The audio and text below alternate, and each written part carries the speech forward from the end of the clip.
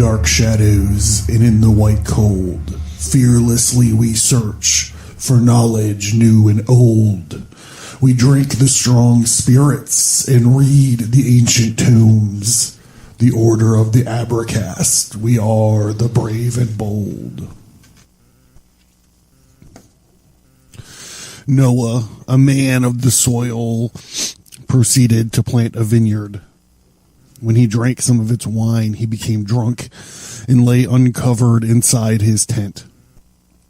Ham, the father of Canaan, saw his father naked and told his two brothers outside. But Shem and Japheth took a garment and laid it across their shoulders, and they walked in backwards and covered their father's naked body. Their faces were turned the other way so they would not see their father naked. When Noah awoke from his wine, he found out that what his youngest son had done to him, and he said, "Cursed be Canaan, the lowest of slaves. He will be to his brother." And he also said, "Praise be to the Lord, the God of Shem. May Canaan be the slave of Shem, and may God expand Japheth's territory. May Japheth live in the tents of Shem, and may Canaan be the slave of Japheth." This is Genesis 9:20-27. The Abracast, occult, history, conspiracy, and violence.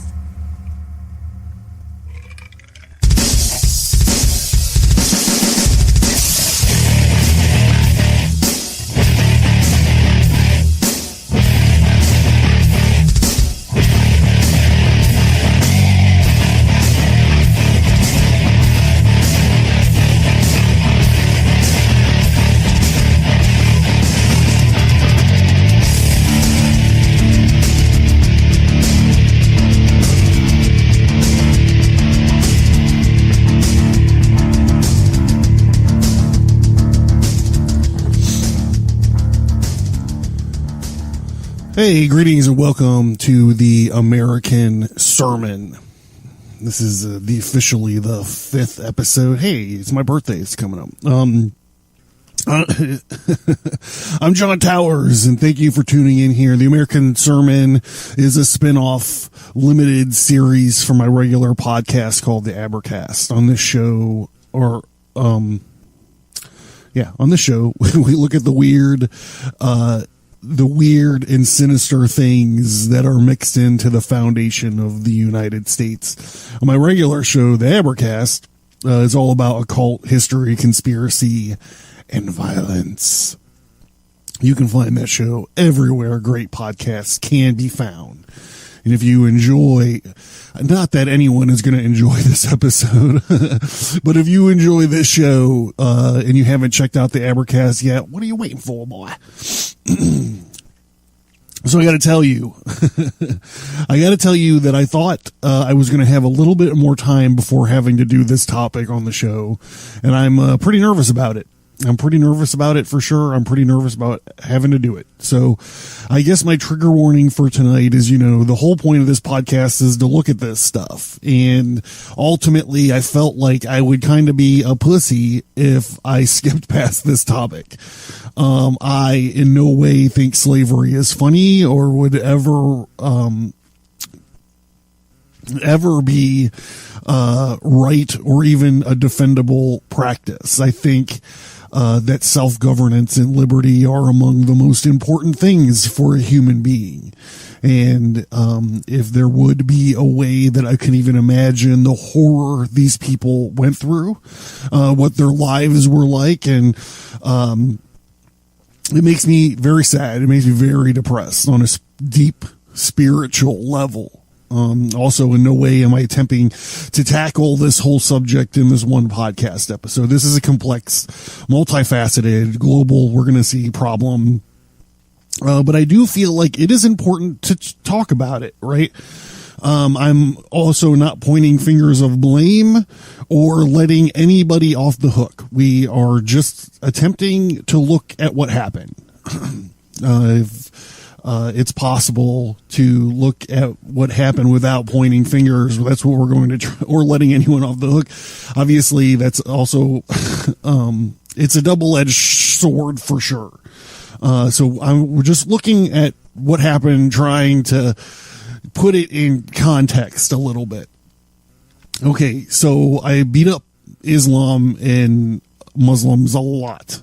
We're going to get into a little bit of that tonight. So on the same token, we're also going to look at this part in Genesis and how people, Christians, used this as this passage as some sort of justification for slavery. So I got to apologize one last time for this episode. It is going to be a rough one, but I feel like it is an important topic, and we need to keep open mind. We need to keep an open mind, and we need to keep learning about it and trying to understand it. So as I say sometimes on the Abercast, when we tackle these dark topics, hey guys, they can't all be about wizards and blowjobs. Okay. So, the featured article is is The Bible from Noah's Curse to Slavery's Rationale by Felicia R. Lee. You can find that in the New York Times, 2003.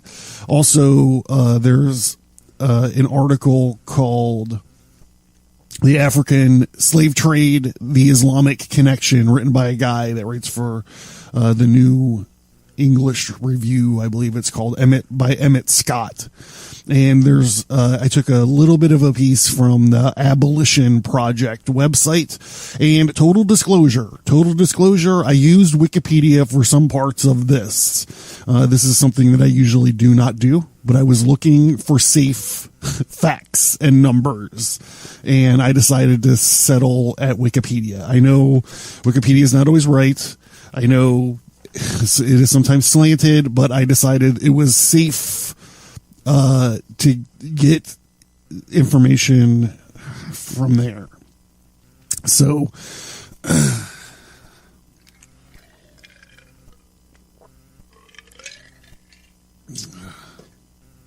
as my doctor, I suggest some inoculation. So, starting with this story in Genesis, it's a post-flood story, and this is when we find out Noah likes the wine, and he goes ahead and he gets hammered, and his son Ham does something to him. It does something is in quotes. If you hit up the featured topic link on abercast.com and go to the Genesis section, I have done an in-depth dive on this whole incident, so I'm not going to rehash the whole thing here.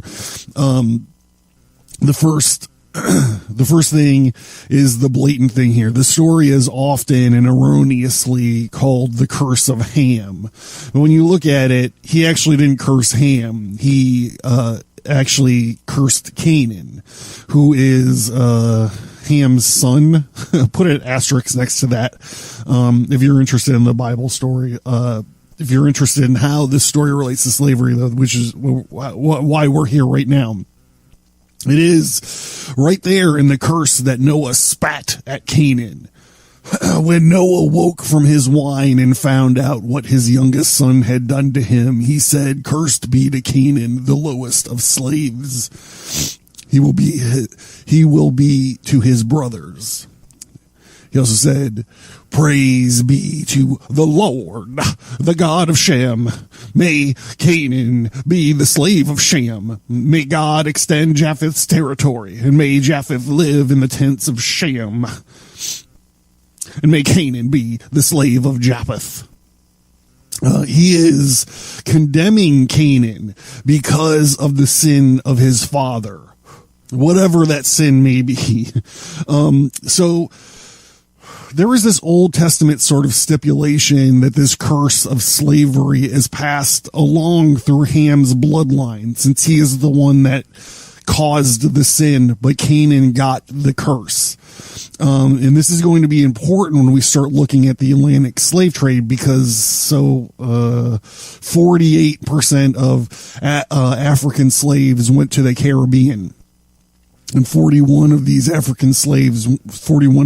these African slaves went to Brazil. So there was like a 5% of the total African slaves that came to the United States. So I don't mean to throw all this up in here like this. What I'm trying to say is that the slaves that went to the Caribbean and Brazil, Jesus, this is going to sound gross. Just try to hang tough with me. The slaves that went to the Caribbean and to the Brazil kind of, God, I don't want to say that, had it worse than the slaves that went to the United States. Okay, before you freak out, before you just let me finish what I'm saying here, because I'm not saying it's worse or it's better or whatever. It opens up. It takes into account this verse, this idea that Canaan's curse gets passed down hereditarily. So what happens to the slaves in Brazil and the Caribbean? Well, they end up leading very short, very painful lives. So the demand for import is stronger.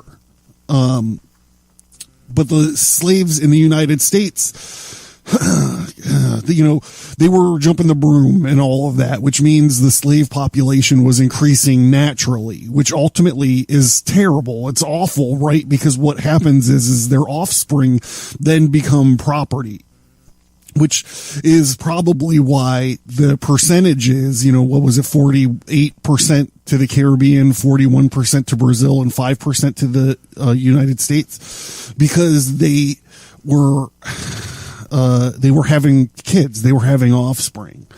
It's terrible.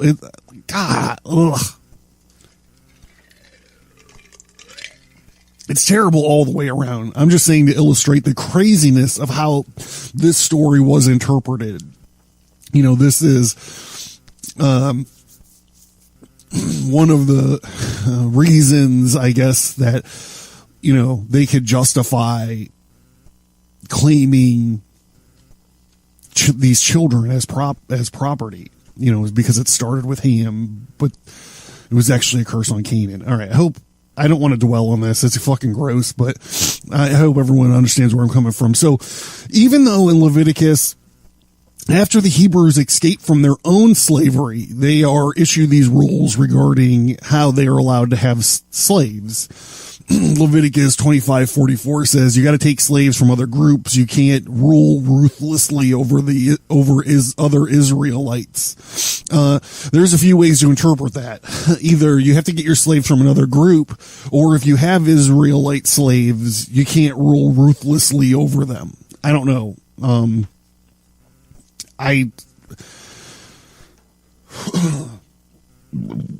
So probably since ancient Greece, it was okay to enslave, quote, the other, unquote.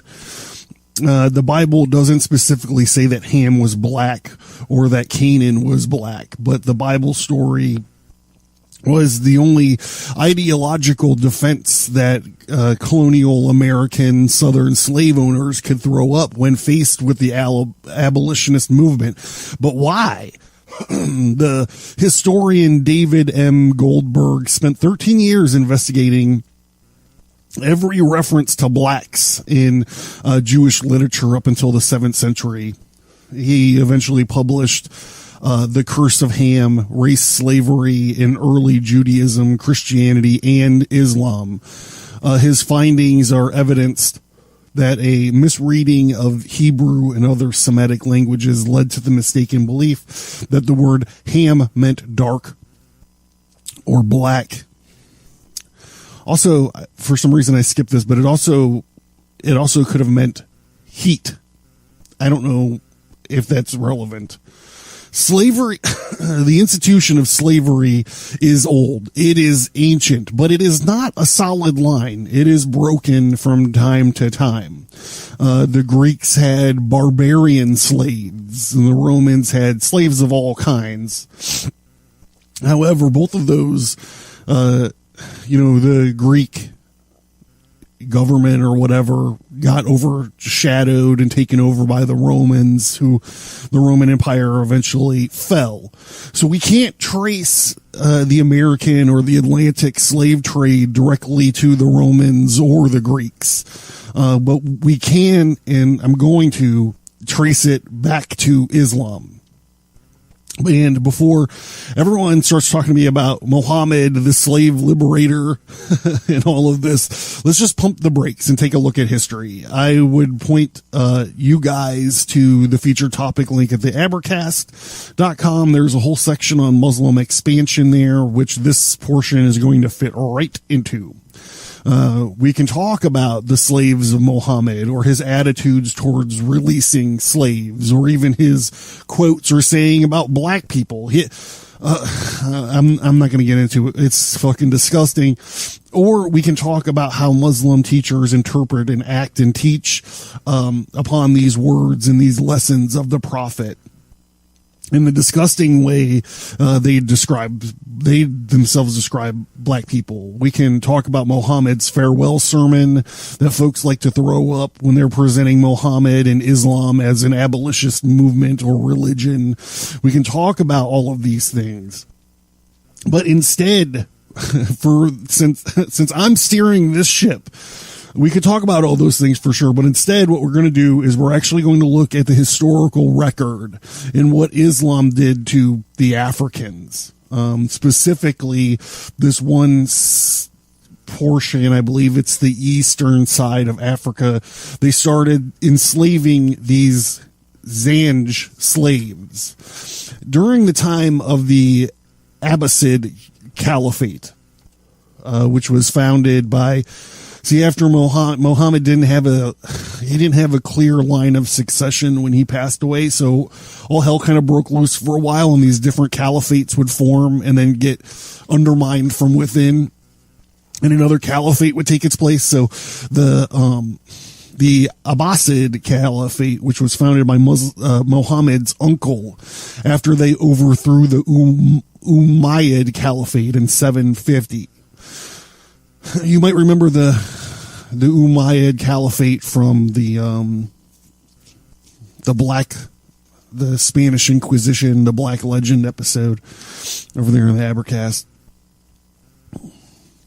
So they started enslaving this group of people, the Africans that they called the Zanj. They were Bantu speakers from East Africa who were transported to southern Iraq to work on plantations in 1861. The caliphate began going through some internal trouble. Like I said, there's always an internal trouble with these caliphates. They're always cannibalizing themselves as the next in line is trying to grab power or whatever. It's just like any kind of kingdom, that we see forever throughout antiquity. There was a civil war, and land began to fall to these rebels, which caused a decrease in tax revenue to the caliphate. And all of this led to the initial success of what is now called the Zanj Revolt. Some people say that this Zanj Revolt is like the bloodiest event in the history of the world. September 869, stretching on for like 14 years, the Zanj fought the caliphate with guerrilla warfare, raiding caliphate-controlled villages and towns for weapons and equipment, and freeing captives and fellow slaves, and burning shit down.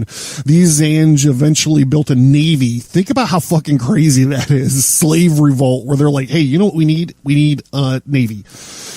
Controlled, and they wound up taxing their own territories, and they started minting their own currency. Eventually, the rebellion was put down in 883, when the leaders and prominent rebels were captured and killed after a 2-year-long siege. So this whole rebellion went on for like 14 years. And the last 2 of those years was the siege, and these guys got caught and got put to the sword. In The African Slave Trade, The Islamic Connection by Emmet Scott, he talks about these Muslim slaves.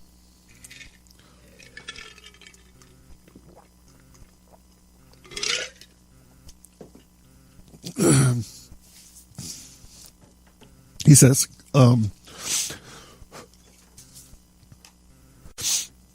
European slavers preferred young males who were best suited to heavy work in the fields.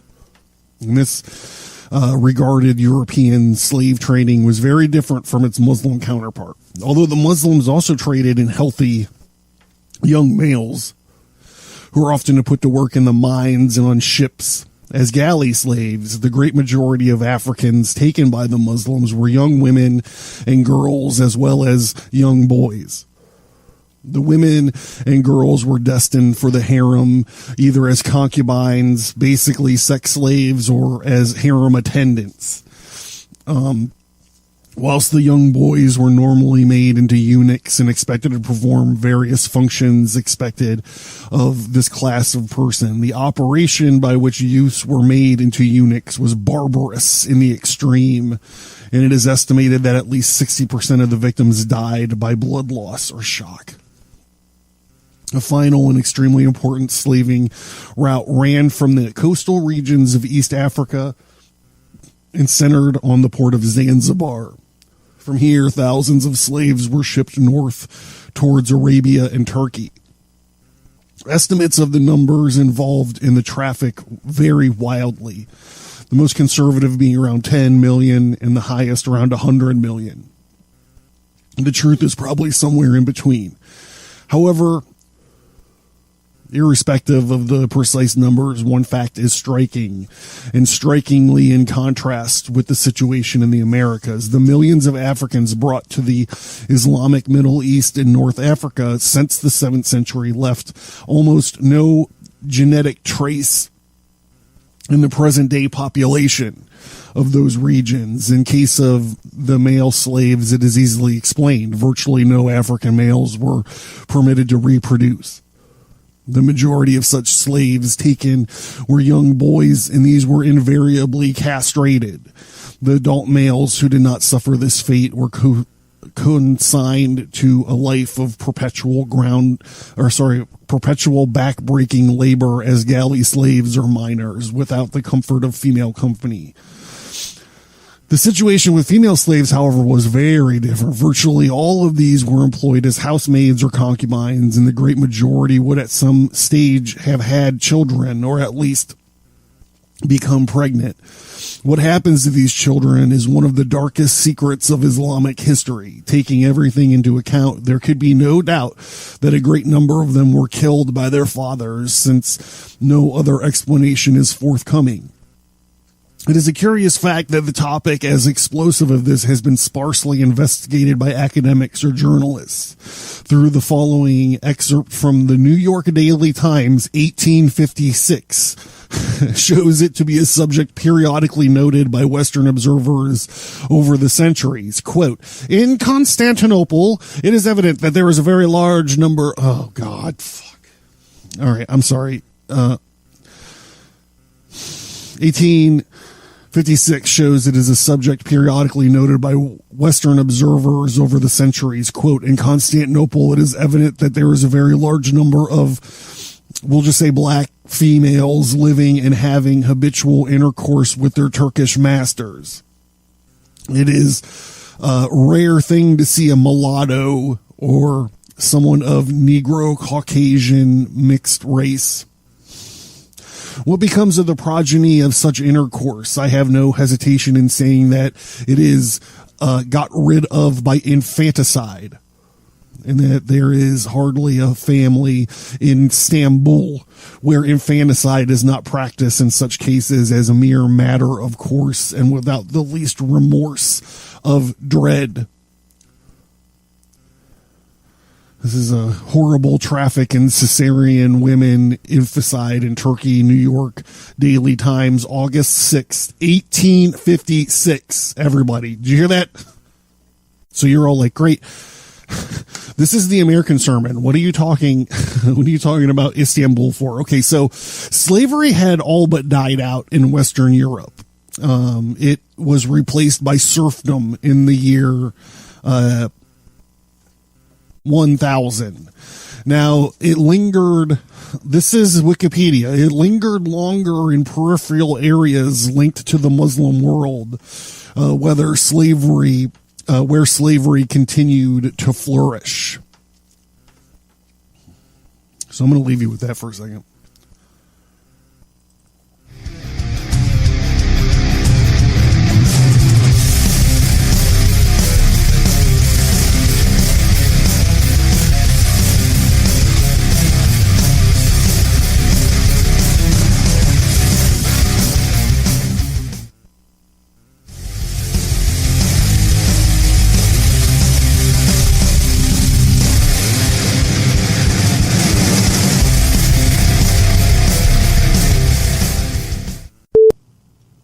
Hey guys, John here. We are launching our first contest. It's called the Vessel of the Art giveaway, and we're giving away a fine glass mason jar with the Abercast logo on it. I'm pretty excited about this. Will be some other swag for sure. Next time you apply the formula and you mix up your weapon of mass distraction to watch with the show, you could whip it up into this fucking bad boy right here. Right now, all you have to do is sign in to like the Abercast Facebook page and submit your email. You go to abercast.com, submit to the emailing list. Or the mailing list right there. And once you have those two things, you are entered. We're gonna start doing go live videos on the Abercast page. We've done a couple trial runs so far. We're gonna start doing more of them, and that's where we'll announce the winners. March 20th and April 17th so far. It'll be on there, but these go lives are going on quite often. Don't forget to sign into the mailing list. When you sign in the mailing list, you get access to bonus material. It's usually graphic components of the podcast. And like I said, when you like the Abercast Facebook page, you get access to these go lives and all that stuff that we're rolling out over there. Also, a notification that we have shut down our Patreon in the interest of fighting techno censorship across the galaxy. Where was I? The year 1000. Okay.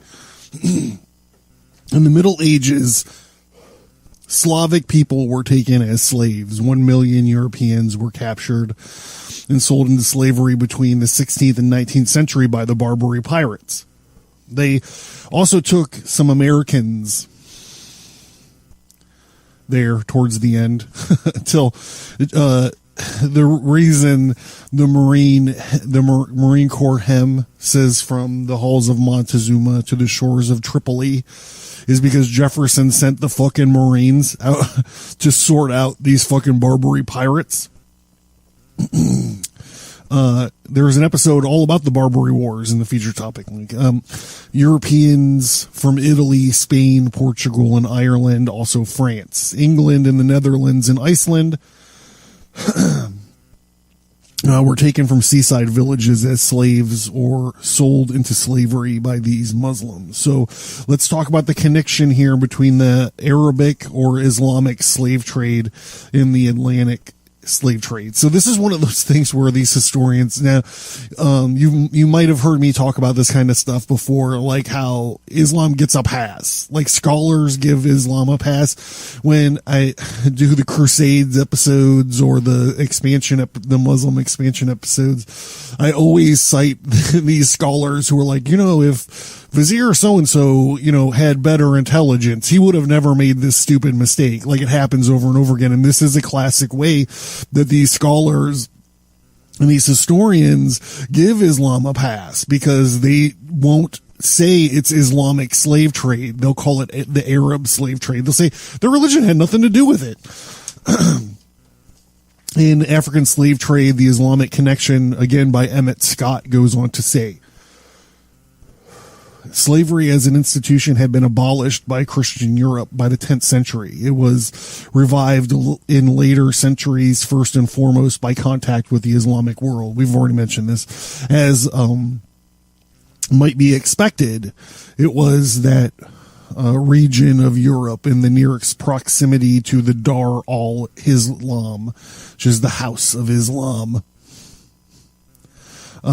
namely the Iberian Peninsula. We talked ad nauseum about that at the Abercast. The Muslim expansion section in the feature topic link has hours of info about this if you're interested. And this first adopted the Islamic custom of slave raiding and slave keeping in the Iberian Peninsula. Christendom had shared a land border with Islam for many centuries. And it was precisely there that Christian kings and princes from the 11th century onward began to adopt such characteristically Islamic customs as polygamy, keeping of harems, and the guarding of those harems with slave eunuchs. By the late 14th century, Portuguese and Spanish sailors had begun exploring the west coast of Africa with a view to finding a route to the Indies by circumnavigating the continent. See also the last episode of the American Sermon on the whys of this. This was known to be possible because just such an expedition described in the pages of Herodotus had been accomplished during the reign of the Egyptian pharaoh Necho. A direct route to the Indies would open up the possibility of lucrative trading in spices without the need to traverse Muslim lands of the Middle East. Or that. Remember the time of Columbus, Constantinople had just fallen like 50 years prior to Columbus. So those trade routes were raided and taxed pretty heavily. That was the whole reason they were trying to find this alternate route to India. The middle of the 15th century, Portuguese caravels had pushed south of the Sahara coast and established a trading post at Arguin in the modern Mauritania. Slaves were among the first commodities purchased by the Europeans. God, it's fucking disgusting. But it should be remembered that the latter were only now participating in commerce that had been pursued by the Arabs of North Africa for centuries. Indeed, throughout the Middle Ages, Christians, Spaniards, and Portuguese had become familiar with the sight of black slaves. The possession of Muslim inhabitants of the Islamic southern Spain and Morocco, and there had absolutely no question that in procuring African slaves, the Christians were merely imitating the examples of their Muslim neighbors. This is not to make excuses for these Christians, but it is something that needs to be said, for it is a fact that is routinely ignored in academic and popular publications. That whole part right there, everything I just said, was part of this article. But I concur. It is not letting the Christians off the hook or even giving them like an excuse. Like I said, slavery had fallen out of fashion in Europe and it was taken over by serfdom, which was also awful and horrible in its own way, right? But looking to see how it came back in fashion for certain Europeans, like the English, it is to be, that guy's opinion needs to be heard. It needs to be thought about a little bit, I think. And this is from the Abolition Project. The British involvement of the transatlantic slave trade. For well over 300 years, European countries forced Africans onto slave ships and transported them across the Atlantic Ocean. The first European nation to engage in transatlantic slave trade was Portugal. In the mid-1400s, Captain John Hawkes was made the first known English slaving voyage to Africa. In 1562, in the reign of Elizabeth I, Hawkins made 3 such journeys over a period of 6 years. He captured over 1,200 Africans and sold them as goods to the Spanish colonies in the Americas. To start with, British traders supplied slaves for the Spanish and the Portuguese colonists in America. However, as British settlements in the Caribbean and North America grew, often through wars with European countries such as Holland, Spain, and France, British slave traders increasingly supplied British colonies. The exact number of British ships that took part in slave trade will probably never be known, but in the 245 years between Hawkins' first voyage and the abolition of the slave trade in 1807, merchants in Britain dispatched about 10,000 voyages to Africa for slaves, with merchants in other parts of the British Empire perhaps fitting out a further 1,150 voyages. Historian Professor David Richardson has calculated the British ships carried 3.4 million or more enslaved Africans to the Americas. Only the Portuguese, who carried on the trade for almost 50 years after Britain had abolished the slave trade, carried more enslaved Africans to the Americas than the British. Most recent estimates suggest over 5 million people. Ugh.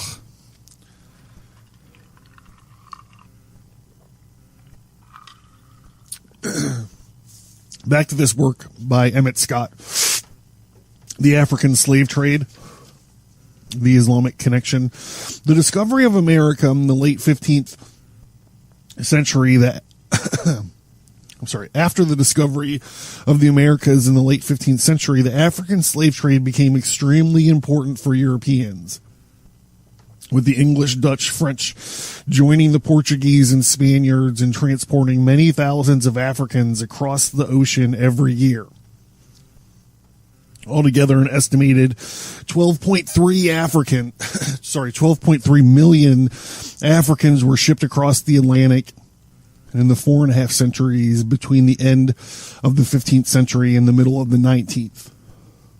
Of these, about 10.4 million survived the crossing and were put to work mainly in plantations, although some were also employed in mines and factories. African slaves were usually permitted to marry their descendants now form an important element of the population of North, South, and Central America.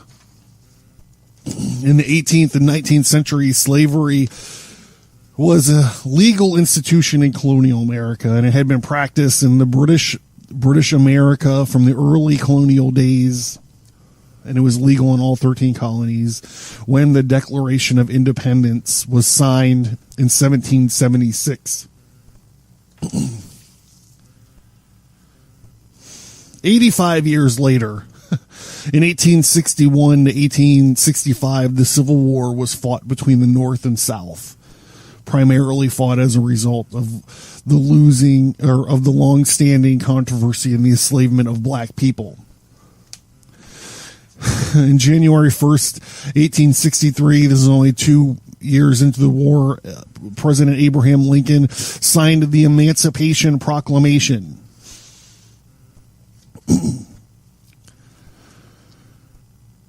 That on the first day of January in the year of our Lord 1863, all persons held as slaves within any state designated part of a state, the people whereof shall then be in rebellion against the United States, shall be then thenceforth and forever free, and the executive government of the United States, including the military and naval authority thereof, will recognize and maintain the freedom of such persons, and will do no acts to repress such persons or any of them in any efforts they may make for their actual freedom.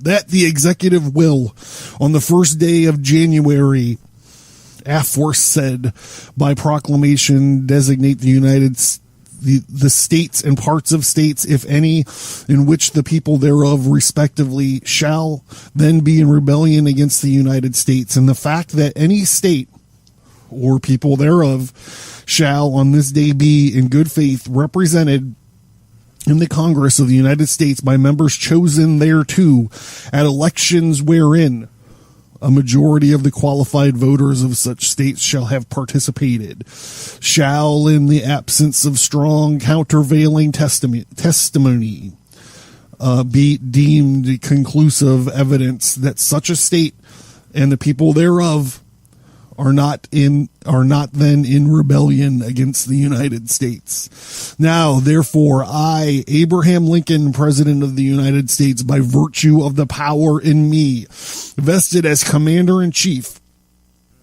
of the Army and Navy of the United States in time of actual armed rebellion against the authority of the government of the United States, and as a fit and necessary war measure for suppressing said rebellion, do on this first day of January in the year of our Lord 1863, in accordance with my purpose to do publicly proclamated for the first period of 100 days from the day first above mentioned, order and designate as the states of God damn it, the state as the state and parts of states therein, the people thereof respectively, are this day in rebellion against the United States. Here we go.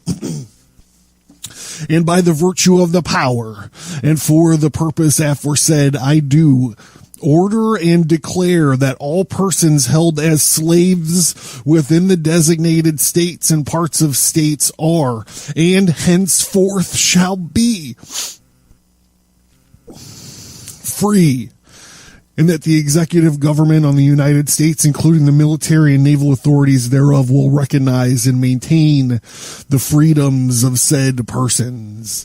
I hereby enjoin upon the people so declared to be free to abstain from all violence unless necessary self-defense. And I recommend to them that in all cases, when allowed, the labor faithfully for reasonable wages. And I further declare and make known that such persons of suitable condition will be received into the armed forces of the United States to garrison forts, positions, stations, and other places, and to man vessels of all sort in said service, and upon this act sincerely believed to be an act of justice warranted by the Constitution upon military necessity, I evoke the considerate judgment of mankind and the gracious favor of Almighty God, the witness thereof. I will hereto set my hand and cause the seal of the United States to be affixed, done at the city of Washington, the first day of January in the year of our Lord 1863, and of the independence of the United States of America, the 7th. So the Civil War, bros. Let's talk about the winners and the losers. The United States, 365,000 dead.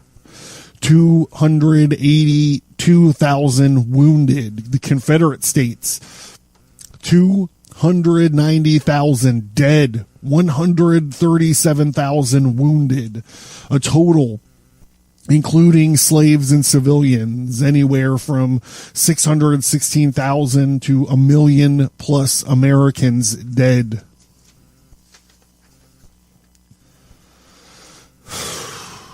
After the Civil War was won by the North in 1865, the 13th Amendment to the Constitution was added to the Republican Party platform for the upcoming presidential elections. It passed the House 119 to 54.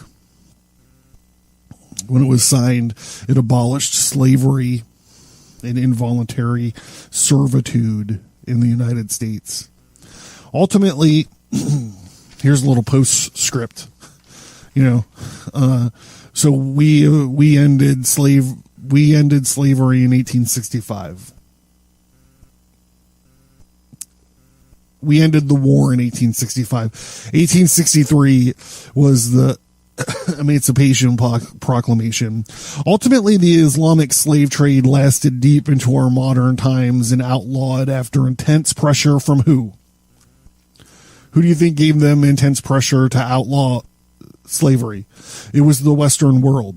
It was outlawed in Oman in 1970, Qatar 1952, and Saudi Arabia and Yemen when 1962. We can link this further to our modern world by talking about forced labor, sex slaves, and camel jockeying that take place in the Middle East today. But I think that's probably just a topic for another show. So, God, I'm glad I got through that. It was difficult, bro. It was difficult. I don't know what to say. Thank you for sticking with me if you made it this far. I'm John Towers. This is The American Sermon.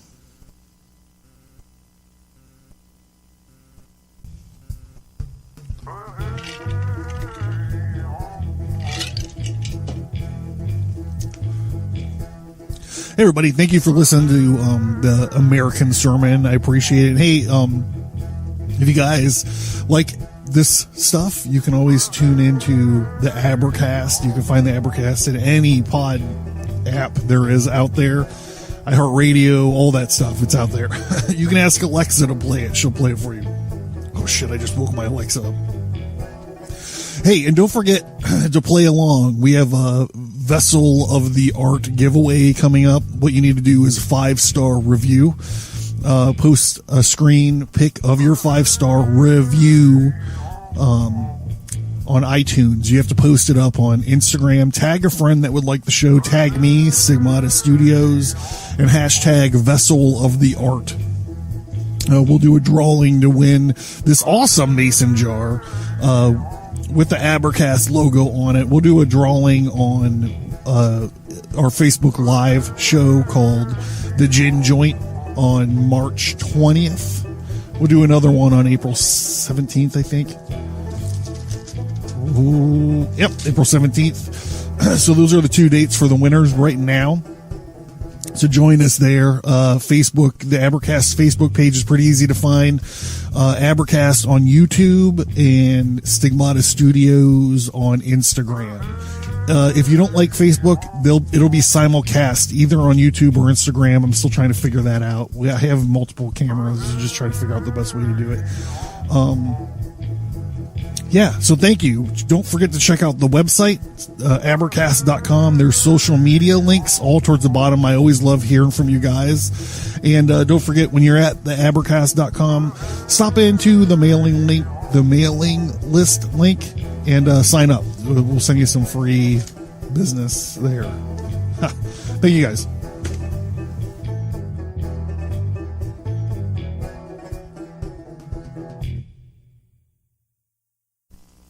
Everybody, don't forget about the American Sermon. You find it a lot of good places, a lot of good pod places. If you're whatever pod catcher you pay attention to, whether it be like iHeartRadio or whatever, you can't find it and you don't want to download another one just to catch a show. Remember, you can always go to our iTunes or our fucking YouTube channel. You go to our YouTube channel, the show gets put up there the day it gets published. So there is that. And don't forget about our Vessel of the Art giveaway.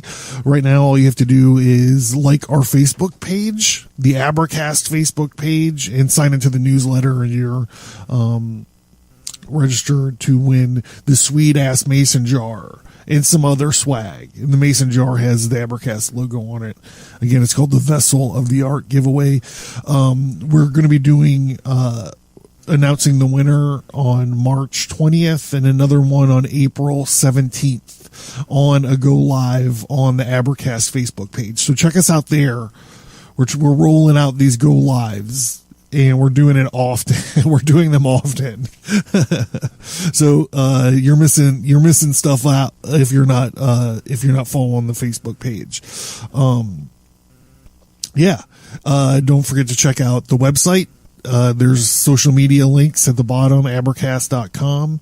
Sign into the mailing list. You get access to some bonus. Usually it's it's visual components or additional notes to the episodes.